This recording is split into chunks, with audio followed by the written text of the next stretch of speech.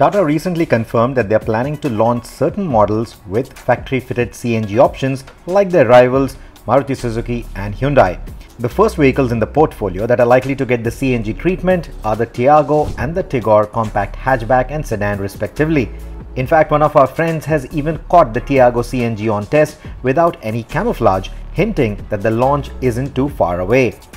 Likely to have a standard 12 kg or 60 litre CNG tank, the Tiago and the Tigor will lose out on most of their boot space, but expect an economy of 30 to 35 km per kg of CNG, which should offer a lot of respite as fuel costs are escalating every day.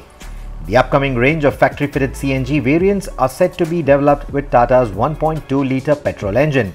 However, expect a slight drop in the power figure, which is otherwise rated at 86 PS for this engine with pure petrol propulsion.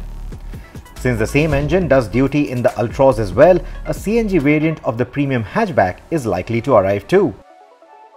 Like its other CNG rivals like the Maruti Suzuki Wagon R, Espresso, Celerio and the Hyundai Santro, expect the Tiago CNG variant to be priced about 50 to 75,000 rupees higher than its equivalent petrol counterpart.